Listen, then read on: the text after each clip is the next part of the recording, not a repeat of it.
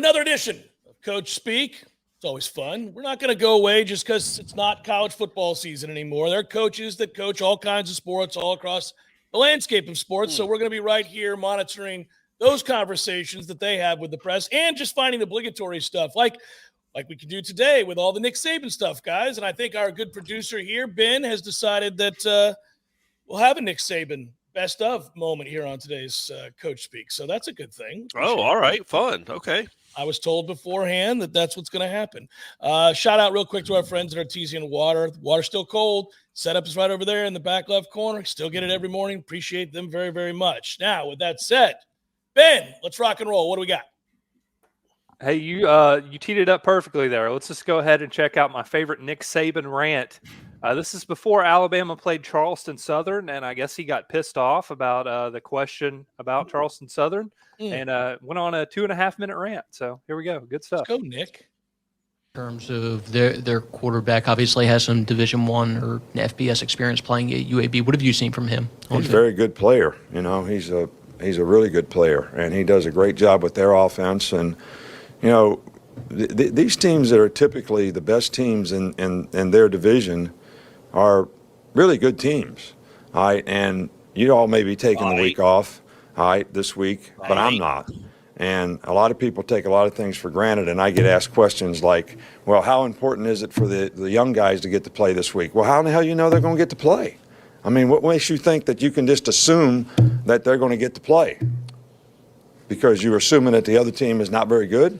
They do have a Division I quarterback. He plays like a Division I quarterback, and they're very, very productive on offense, and they do a great job of executing what they do. And if we don't play good against them, you all don't remember the Georgia Southern game, do you? I don't think we had a guy on that field that didn't play in the NFL, and about 4 or 5 of them were first-round draft picks. And I think that team won a national championship, but I'm not sure. And they run through our ass like shit through a tin horn, man, and we could not stop them. Could not stop them. Could not stop them. Because we couldn't get a look in practice. We didn't practice it right. All right, and everybody said the same thing in that game. Y'all took a week off. All right, this wasn't important. Y'all took a week so it's not important to anybody else. It's got to be important to the players, and it's got to be important to us. That podium's about to come down. He's hitting it too hard, man. You know, everybody gets all excited about the beginning of the season. You know, you get excited about getting married, all right? But after you're married for a while, you know, you got to have a process to make it work, all right? And no matter what happens, we need to have a process to make it work in every game that we play. Every game that we play. Can't assume anything. I don't even know what you asked me, but I just wanted to say that. That is 100% obvious. Yeah. Did anybody see that game? You saw that game? Yeah. I think we'd given up like 300 yards rushing the whole season in 10 games. That's like 30 yards a game. And all anybody wanted to talk about was how dominant the front was and how nobody could run against us. They got 300 yards rushing in one game. You don't remember that? the guy asked him. You weren't around then. I don't know. How Maybe you're not old good enough. Is the Charleston Southern's quarterback was. You sure you want to ask? I'm good. The whole, I mean, I love that he went in there wanting to. That rant was planned. He was gonna give that rant no matter what. But the question was specifically, how good is their quarterback who's an FBS got Division I experience?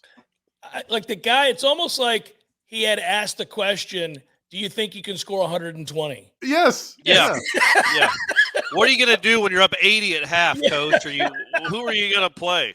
I mean, that poor guy's like, what is going on? I thought I specifically asked you how good their quarterback was. I was kind of implying that he seems like he's pretty good. I wanted the coach's perspective on just how good, instead of you referencing the Georgia Southern game, which Cory is now going to tell us ended what? What was the score? 56-6. Yeah. Wonder if any of the young guys got to play. Yeah. I didn't see the box really score. Rushed it up and down the field between the 20s, Cory. Never stopped. Still haven't stopped him. Yeah. It's a miracle we won that game by 50. It was 49-0 at half. Yeah. No, man. They ran through them like shit through a tin horn. Yeah. Didn't you hear? About, Cory? 300 yards rushing in a game. 49-0 at the half. But, I mean, Alabama had Calvin Ridley, Derrick Henry. I'm just looking at the box score. I mean, it's ridiculous what they had back then. But man, you could tell that he was like, it wasn't even really a real rant because it was planned, right? And he kind of did it.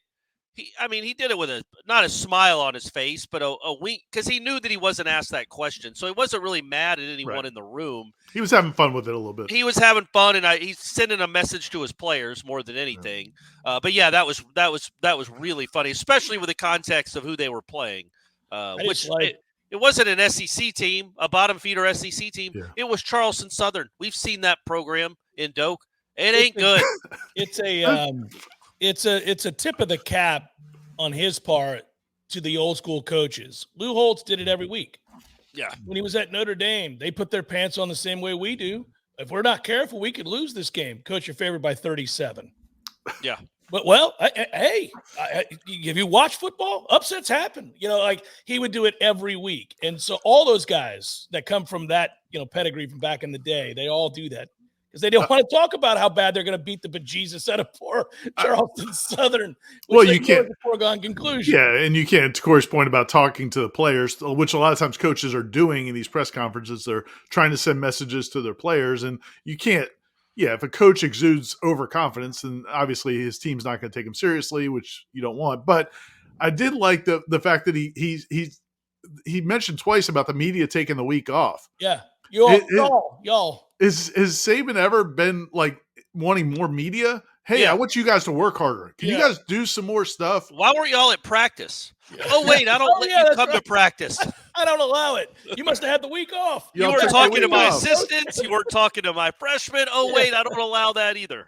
All right, Ben, what do we got next, buddy? Hey, what is a tin horn, by the way? Just the horn that you would play? Apparently, I don't know, but apparently shit runs right through it. Right through it. What the hell does that even mean?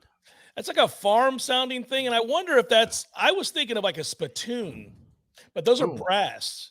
Yeah, shit through a brass spittoon? That doesn't flow off the tongue like shit through a tin horn. I'm going to do some research while Ben tees up the next. All right, there we go. Let's do it. Hey, we've got a coach speak first. This is our first international coach, and he comes from the NBA. It's Darko Rajakovic. And he's right. The Toronto Raptors head coach, and he is pissed off that the Lakers had 24 free throws in the fourth quarter, and I don't blame him. The Raptors had 2, right? They had 2, 24-2. You shot with 23 free throws in that fourth quarter. What did you? Thank you, Doug. That's outrageous. What happened tonight? This is completely BS. This is shame. Shame for the referees, shame for the league to allow this. 23 free throws for them, and we get 2 free throws in the fourth quarter. We get to 2. Like how to play the game. I understand respect for all stars and all that, but we have star players on our team as well. How's possible that Scotty Barnes, who is all-star caliber player in this league, he goes every single time to the rim with force and trying to get to the rim without flopping and not trying to get foul calls. He gets 2 free throws for the whole game. How's that possible? How are you going to explain that to me? They had to win tonight? If that's the case, just let us know so we don't show up for the game. Just give them a win. But that was not fair tonight. And this is not happening first time for us. Scotty Barnes is going to be all-star. He's going to be the face of this league. And what's happening over here during whole season, I've been calling it back, it's a complete crap. Coach, do you feel like you're getting any explanations at all? That offensive foul, did you see, get any explanation? No, there is no explanation. They just come up there, they review and they see what they want to see. They don't want to hear us, what we got to say. They don't want to hear the players. They don't just want to protect us. Over the game, they got 36 free throws, 23 free throws in the fourth quarter. What are we talking about? What are we talking about? How are we supposed to play? Is this a one-off, or do you feel this has been happening to your team a lot throughout the season? It's happening a lot, but I'm telling our guys, be professional, keep fighting, keep going for the next one. But until when? For how long?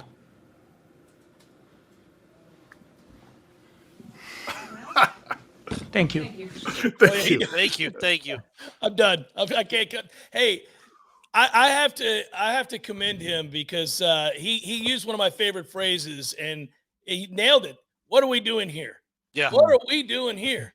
I say that all the time. Like, can you imagine being a coach and watching an opposing team, any opposing team, get 23 free throws in a quarter to year 2? And in the Lakers, and the one thing that point. I know. Well, what I would have loved to see is because I saw this rant, and we all did. It was obviously huge. I want to see his reactions. I want to go back and watch the game and see like sideline. Like, what is he just?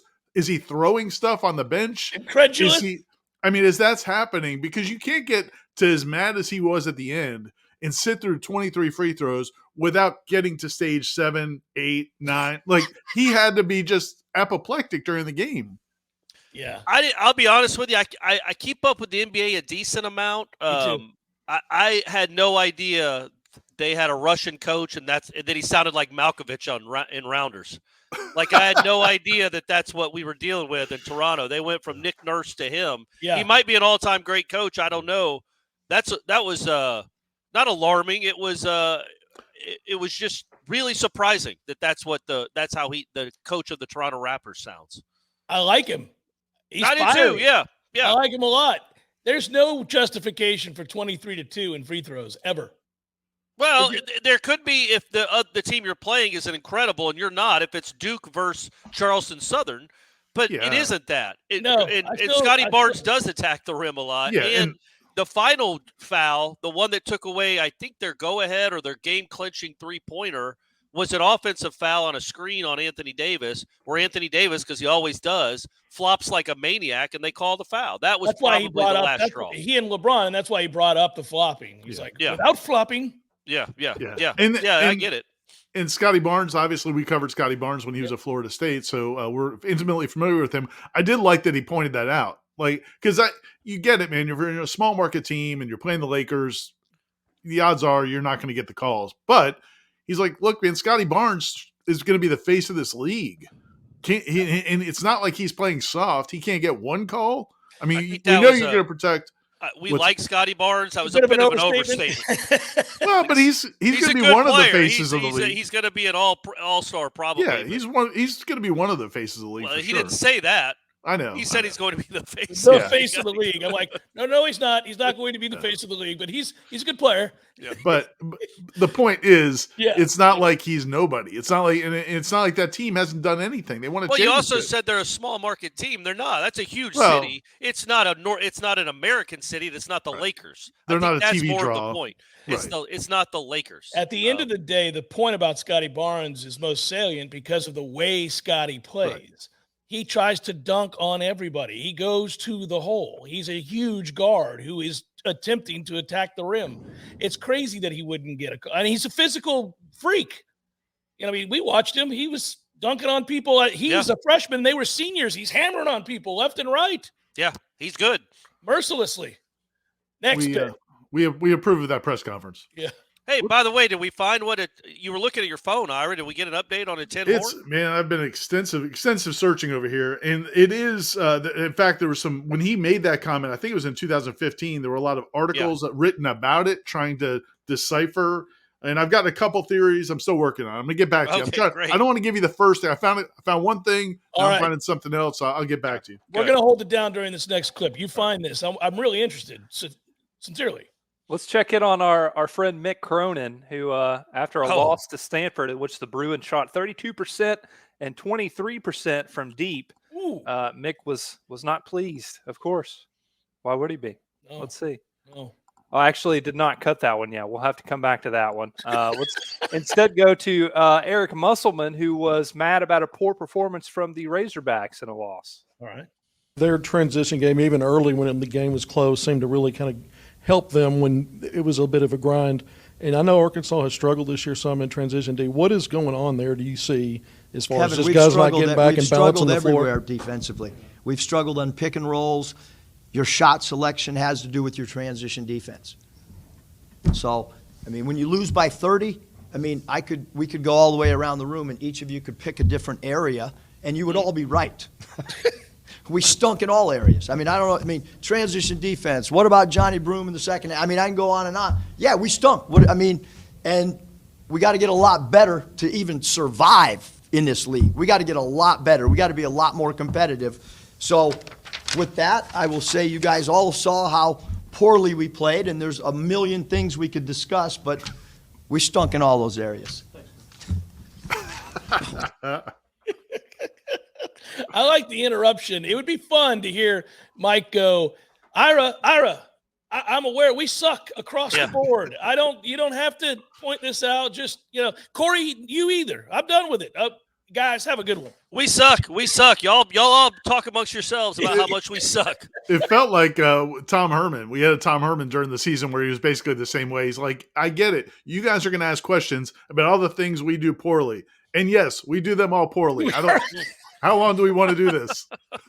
It sounds like me when my wife brings up the same 4 or 5 complaints she has about me in 19 years of marriage. And then I'm like, how long we've been together? Yeah, you still getting mad about this? Yeah, what do you want me to do? That I forgot to take out the trash before. By bed? the way, I wanted to bring that up. What a weird pivot that was in the middle of the Saban rant to just bring up marriage. Marriage, yeah. Like, everybody loves it when you get married at first, and then you got to work at it. It's like, I get it. That's not wrong, I guess, but what a weird.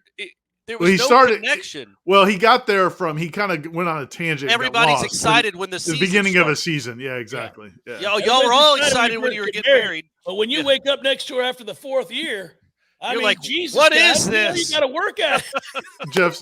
Jeff's thing about your wife's frequent complaints. I'll never forget the one time I was in there. I think I tweeted about it at the time.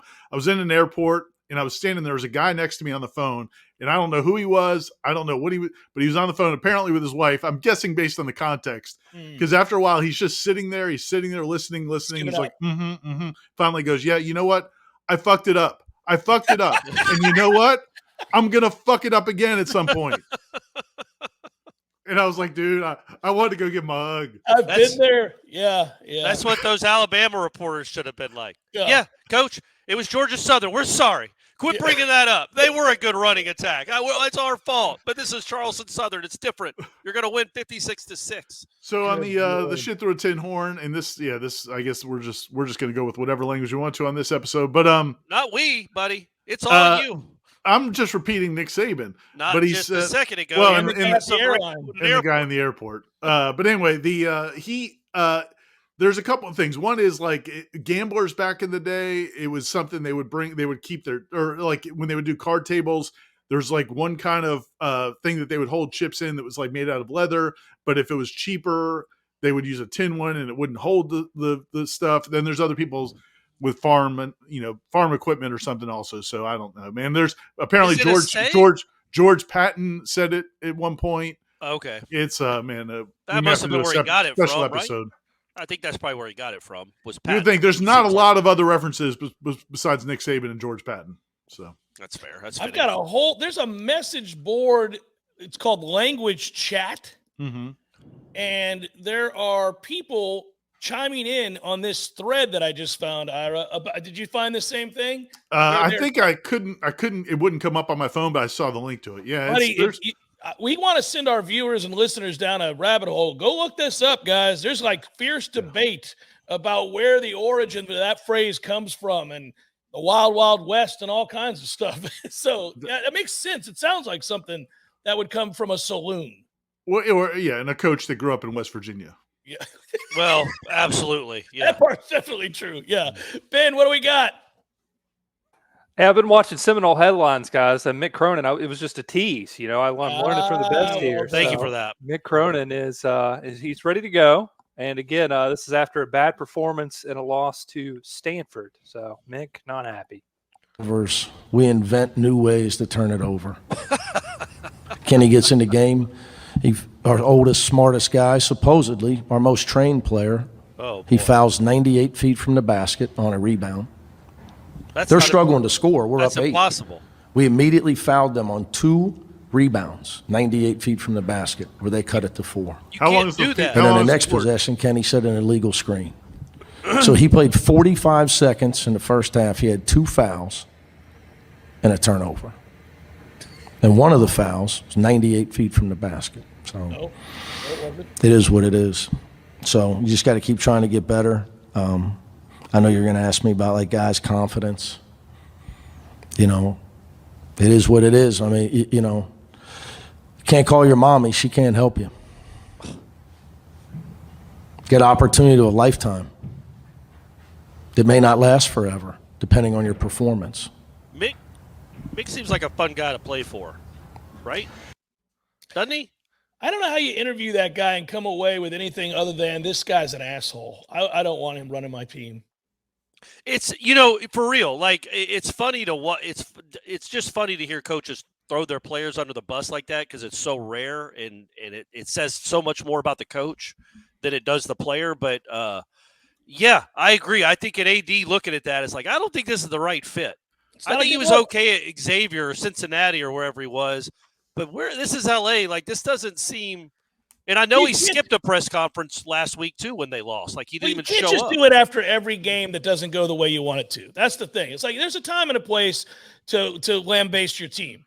You can't do if you do it every week, it loses. Starters. We keep seeing them when they've lost. Ben, can we do it the next time we do one of these? If UCLA ever wins again, can we get Mick Cronin after a W? Because I want to see if it's the same guy. I bet it's the same guy. I doubt he's pleasant. No, I think he's one of those people that wants to complain. Yeah, even when they win at poker, they tell you about the bad beat they had 2 hours before they won the tournament. You're like, shut up. Much like the Toronto Raptors coach when he had Matt Damon down to his last few chips. And then he showed him the Oreo. He showed him the Oreo trick, and it was all it's a wrap. And it wouldn't shock me if Mick Cronin says to his players in the locker room, look, you guys can't call your mommies. You know, this is man, and that's the worst. But I can see it.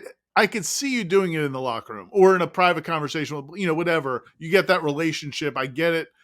But doing it in a press conference to me is not what we're looking for. Especially after talking about a particular kid. So now he makes that kid look like he's crying for his mommy, fouling people apparently in the cheerleaders. In the seats. He's throwing them in the cheerleaders because he's with the camera people. Does Mick Cronin not know that it's a 94-foot court? Yeah. What's weird is why did he said it 3 times? Like the first one I was going to forgive. I was like, oh, maybe he just forgot it's 94 feet. But then he kept doing it. I'm like, well, damn, man. Did he foul him when he was inbounding the ball? You don't know how big the court is, Mick.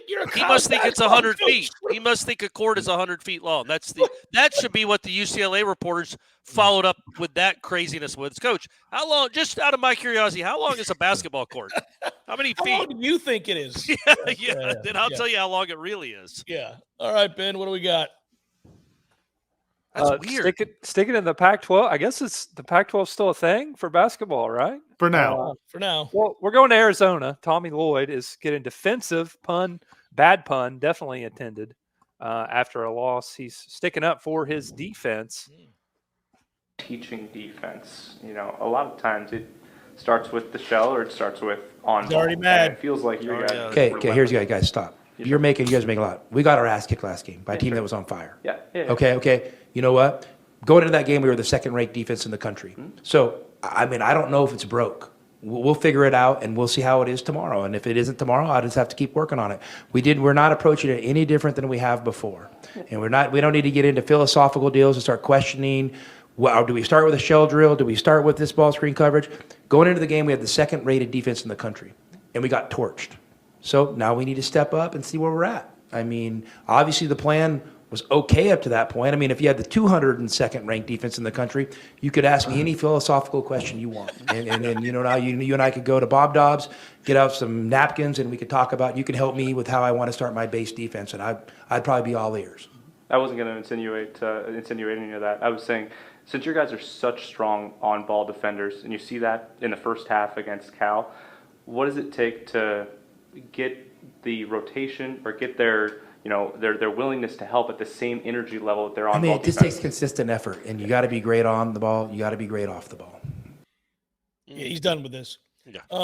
By the way, nice shout out to whatever that local place is. We got Bob Dobbs. 3 of us need to go to Bob Dobbs at some point to have a cold one, boys. Probably no chance ever, right? That we'll be in Tucson together. The 3 of us in Tucson on our trip out west just to see what it was like back in the day. Watching the head basketball coach draw up plays, dropped defensive coverages with a reporter. I want to go to Bob Dobbs. I'm going to look it up after this, buddy. Hey, I do like in that instance, because I'm on the other side of it, the reporter kind of stood up for himself and wanted to make it clear that he was not questioning whether they were good at defense or not. Right. He had a specific question, probably too over my head, about college basketball, about their specific defensive philosophy, I guess. Not like, why do y'all suck all of a sudden on defense? He wasn't saying that. Sometimes coaches will leap to what you think you're asking, what they think you're asking, and not what you're really asking. Right. And a lot of reporters will just kind of let that happen, but he didn't. Well, but I also I give coaches credit for, there are times reporters will ask them questions that are kind of insulting. When you're asking a coach who has had tremendous success in an area and a game doesn't go well, right? And like the reporters will ask, like, what are you going to do about this? And I think it's okay for a Steve Spurrier to be like, "Hey, man, I know about offensive football," or Nick Saban around here. Yeah, I don't mind when coaches push back that way either. Yeah, I don't think this was that necessarily, but I do know what you're saying. That happens a lot. A team will have a bad game. It's sports, and you'll be like, "Well, what's wrong? What happened? Why can't y'all throw the ball anymore?" It's like, well, we can. We were 5th in the country in passing offense. Did a very good job today. Yeah. Ben, next on the docket. I'm curious to get your all thoughts about this because you've been in a lot of press conferences, and the reporter who tweeted this said it was a bizarre press conference, but I feel like their questions were just terrible. This is Kelvin Sampson, Houston head coach, after his first loss of the season to Iowa State. Obviously known for playing a pretty physical brand of basketball, and that seemed to be the whole game for each team. Do you feel like that kind of leaned one way or the other by the end of the contest in terms of one team kind of coming out on top on that battle? Well, one team shot 22 free throws, and the other team shot 12. So, not quite 23-2. Coach, what were your impressions on the atmosphere tonight? Nothing changed. I remember being here one time, and I think we're up 16 or 17 at halftime, and Jamal Tinsley couldn't hit water if he fell out of the boat from the three-point line, made 6 threes second half. I'm exaggerating on both counts probably, but Larry was the coach, and I've always had great admiration for the fans here, people here.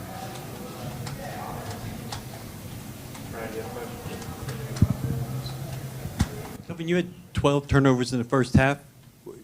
It was going too fast for them, or? No.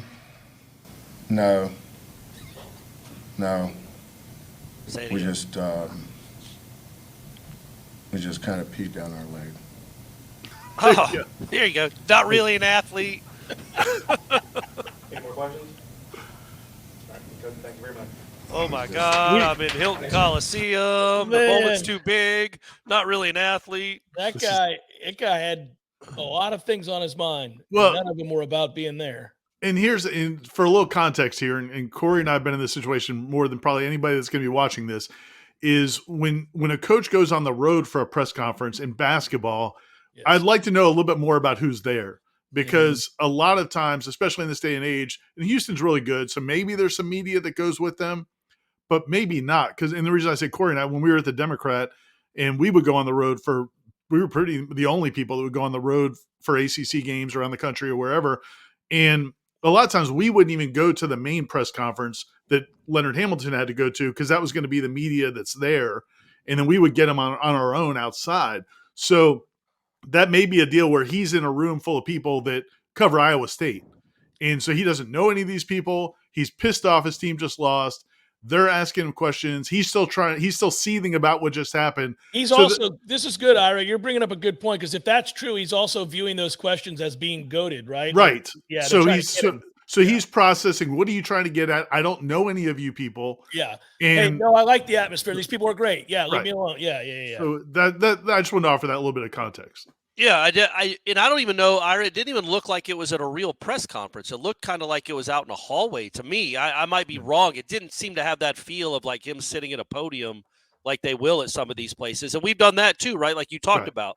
Like Leonard Hamilton's availability would be right outside the locker room standing up against the wall. And all the Iowa State folks are in their own building or their own press conference waiting on whoever their coach is. Who is their coach now? Anybody know? Is he Russian? Apparently, it's not Larry Eustace anymore. It's not Larry Eustace. I don't think he's coaching anyway. Larry is hammered on the corner somewhere at a college down near you. Man, it was great even thinking about that. Like him bringing up Larry. I'm like, that's right, Oh, Eustace. no, Larry Eustace's greasy hair.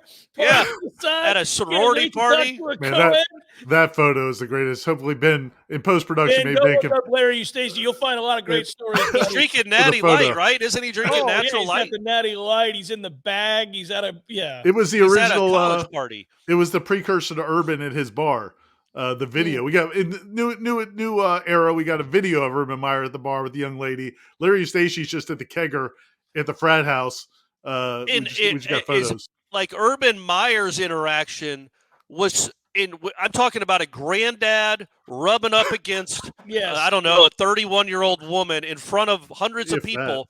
I don't think was so much more appropriate than what Larry Eustace did. It's not even. That's how bad what Larry Eustace. I mean, that was crazy that he's just.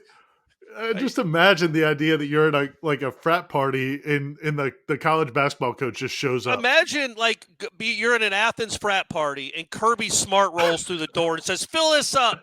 Give me my red Solo cup." I mean, the problem is that for Larry, it's like, how does it not occur to you? Like, so that's the problem. I don't care what the kids think. Like, at some point when I know I'm blitzed at a college party and I buy the keg, I got to be like, oh. You know what I think it is it was right. I think it's right when cell phones were turning into cameras. Maybe. Might have So been. he probably thought, I'm going to go in there. I'm going to make sure nobody takes out a Polaroid camera of me, and I'll rip that out of the camera if I see it. He didn't know that people could take pictures. Well, that's not true because he's posing. He's posing in those pictures. It was. That was a good trip down memory lane, man. Oh, he's a coach too. He's a good coach. Tying it back up though with Sampson. So and because Ben talked about the questions. Yeah.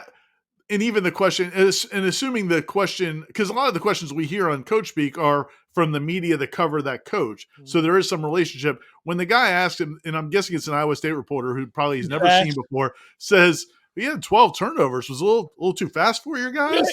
By the way, 12 is not a ton. It's a lot. I think it's a half. It's a lot for a half. For a half, it's a lot. For a half, it's a lot. But people have 20 turnovers. People have 24 turnovers in games. It happens. It's not unheard of. But then was it a little too fast for your guys? Come on, man. Yeah. We're undefeated. We're a Final Four team. We're like number 3 in the country. We just had a bad night. Was it too fast for you? I also like that he talked about are our guys too good for you? These Cyclones too much. They too good. In the atmosphere. Well, in the atmosphere thing also, again, because I just think back to when Mike Krzyzewski would come to Florida State and there would be great crowds and the reporters inevitably would, like some of our colleagues or student reporters would say, what was that atmosphere like for you tonight? He's like, dude, I play a Cameron every night. Yeah, Coach K's like, yeah, man, this is wherever Duke basketball goes, this is what it is. You almost wanted him in that moment, like to give him credit. I always thought he could have just looked at any one of those reporters who asked that kind of question and be like, you know who we are? Right, exactly. You realize this everywhere. This is like we're a rock star, man. Google us. We go. Yeah. Google me at all my wins, please. Google Duke basketball and Coach K. Yeah, see what you find, buddy. You think that's what drove Saban out was Signetti? Like he saw that, he saw Signetti's press conference and is like, I can't be in the professional with this guy. This ain't right. Ben, do we have any more? Hey guys, we got 2 more. Just in case it comes up at trivia night, Iowa State's head basketball coach is TJ Otzelberger. Okay. Just like we all thought. Otzelberger was okay. Right. Before we wrap up, like I said, 2 more, but we'll go to this one first. This is Jim Harbaugh after winning the championship. And the question is intended for Blake Corum about the season and all they've overcome with the allegations. And Coach Harbaugh just had to intervene. This was not a season where everything went the way you wanted it to. There were the off-the-field issues, which we all know about. Can you talk about the satisfaction having overcome those as well to get to this point? Does it make it even sweeter?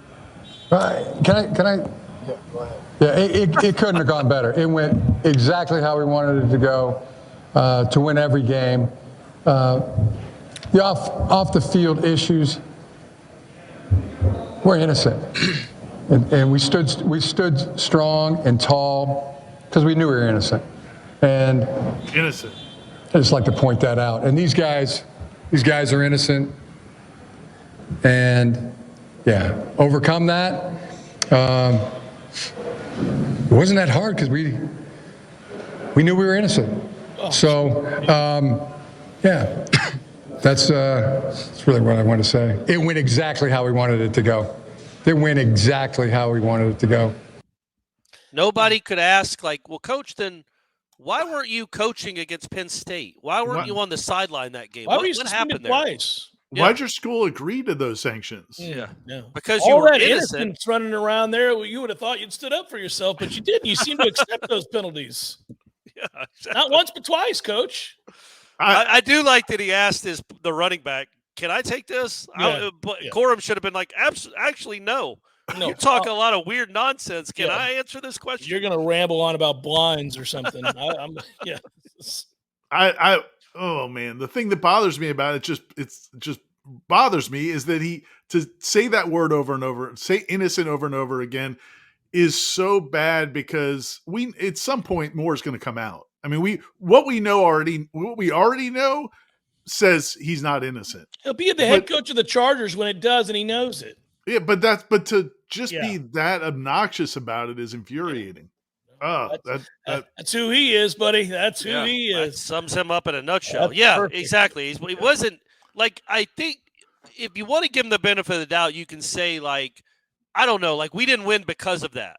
We're not great because of that. Because then look just at us say now. That would be fair. Yeah, there's a lot of ways. Yeah, there's a lot of ways. But to say we're innocent implies that. Well, then who was Connor Stalions? Who was his benefactor? How was he getting all these games? Who was he working for? Why'd you have to fire him? Yeah, exactly. And another coach. And then why did you have to take the suspension?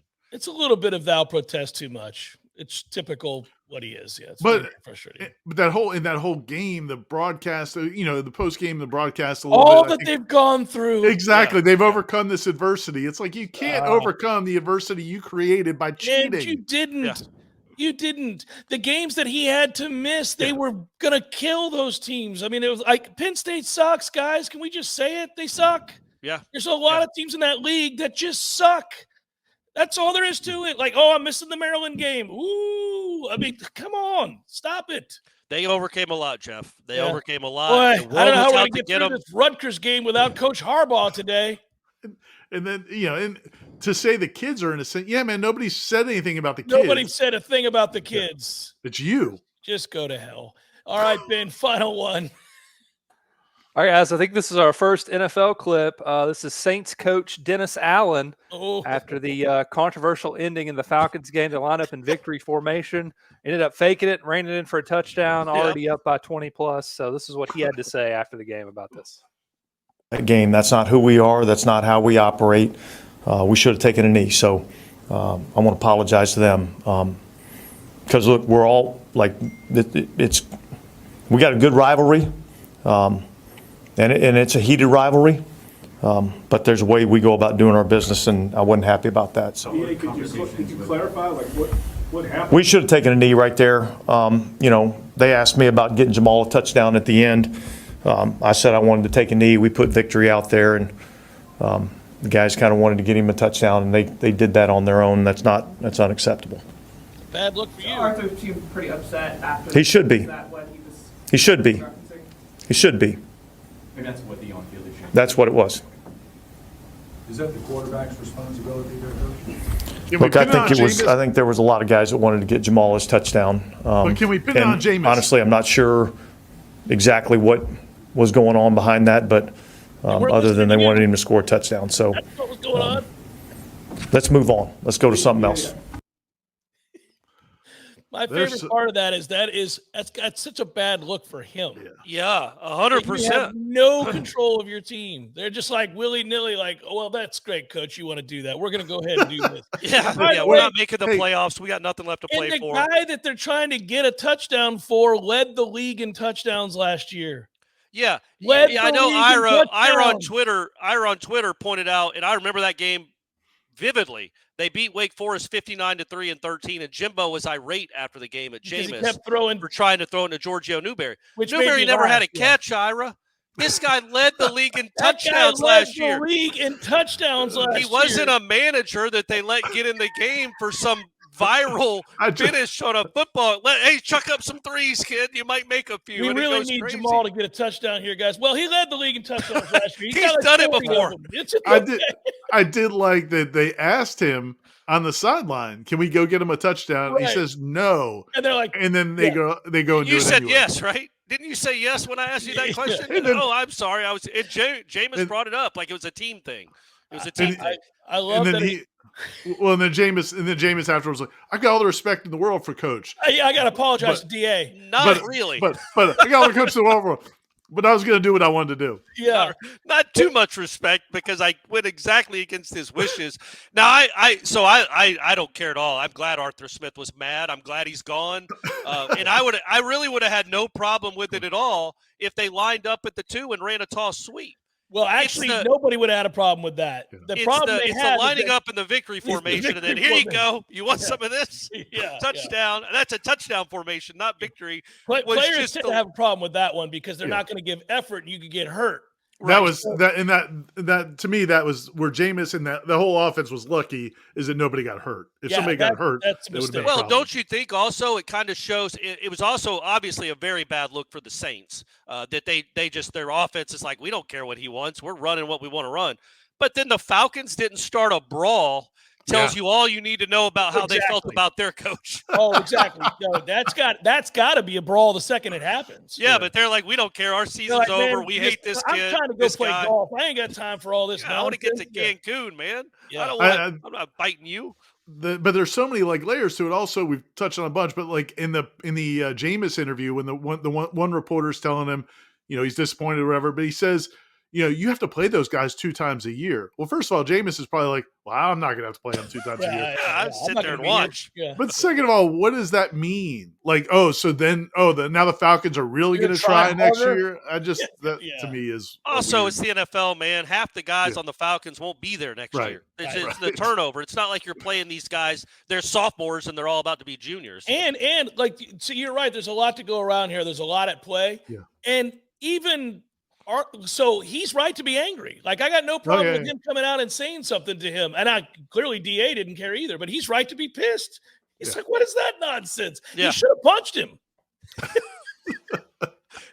You should have been like, I would have loved Dennis Allen to be, as he's walking to Arthur Smith, go, it was Jameis. It was Jameis. Sorry, Jameis. dude. I promise that was all Jameis. You I guys didn't know what kind of knucklehead he is? I've had no control, He's guys. a wild I'm card, sorry. man. He is a wild card. I did not call that, I promise.